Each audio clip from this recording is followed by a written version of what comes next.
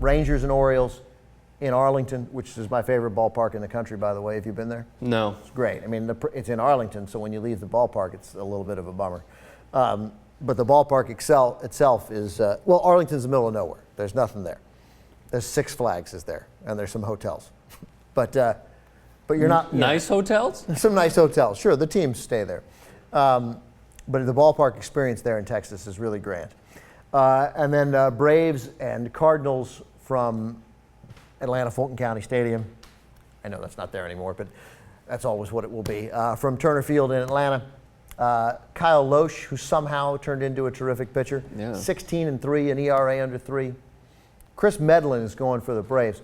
Chris Medlin has not lost in 23 starts. The Braves haven't lost his start. Forget that he hasn't lost. The Braves have won 23 consecutive Chris Medlin starts. This is a guy recovered from Tommy John surgery.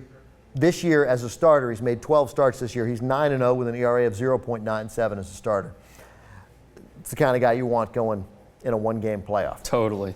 Yeah, and just the storyline then of, Chipper, who got these wonderful honors as he went around the league, each team sort of where he played his last game, Chipper Jones. He wouldn't come out of the last game that the Braves played this season, their last home game. They offered him opportunity after opportunity to come out of the game, like after each at-bat, each inning. They could have had him go out to third base, then bring somebody out for him. He was like, I'll just finish. I'll just play, which, again, is why you love Larry Jones. The Cardinals post Pujols that the Angels aren't in the playoffs, even though they had a better record than the Cardinals.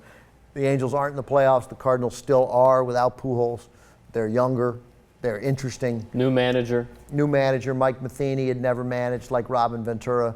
Both had successful years. Ventura had that team in first place going into the last week of the season. The Cardinals weren't great this year. They ended up 87-75. But they're good. However, their run differential all year was much better than their record should be. So that team's actually pretty good. And like last year, the Cardinals, especially with Carpenter back, Carpenter and Wainwright in that rotation with Loesch, they can do it. No question they can do it again without a really dominant team in the National League. Good as the Reds are, good as the Nationals are, good as the Giants are. No question, if the Cardinals beat the Braves, they can do what they did last year and run the table. So you think they beat the Braves? You think Kyle Loesch outduels Chris Medlin? I don't know. It's impossible to pick. I mean, if Chris Medlin keeps his ERA under 1, then no, they won't. But I like the Braves. I like the Braves at home. And I like a guy who doesn't lose and seems to be just, he became a fairly elite prospect first as a reliever.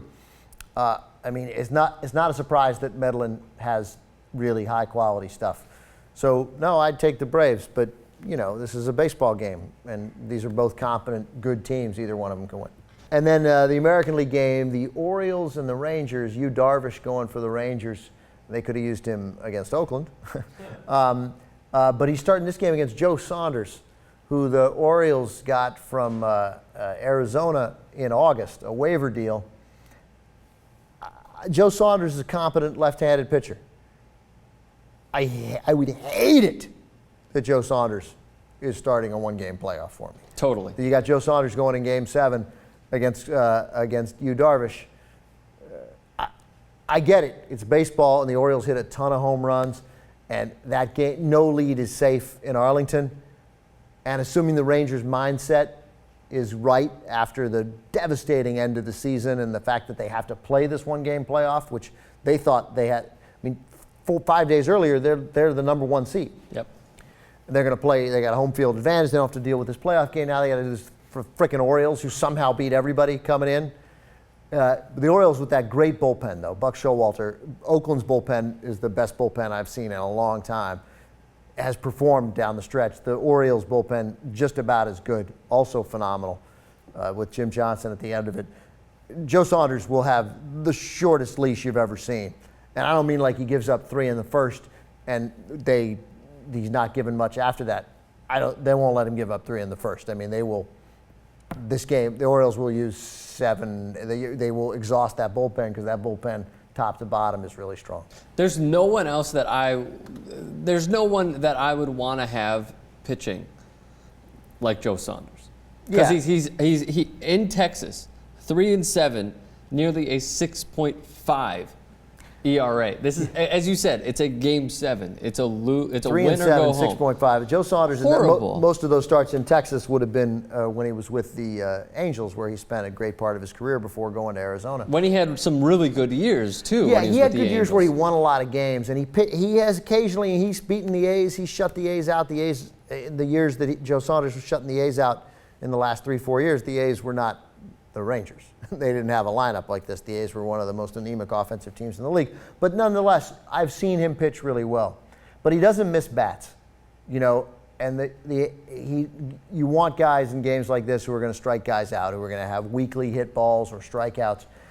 Guys put the ball in play against Joe Saunders, and when you put the ball in play at that ballpark, Anything can happen. you put the ball in play in that ballpark with Josh Hamilton, Adrian Beltre, and Michael Young, and Nelson Cruz, and Elvis Andrus, and Ian Kinsler, and that absurd lineup, and Mike Napoli, and Mitch Moreland, David Murphy. Like, you got guys on this team who you think, oh, David Murphy and Mitch Moreland, and then you look at their numbers, and they're like, oh yeah, he's a really good player. So the fact that he doesn't miss bats, the Rangers are going to win that game.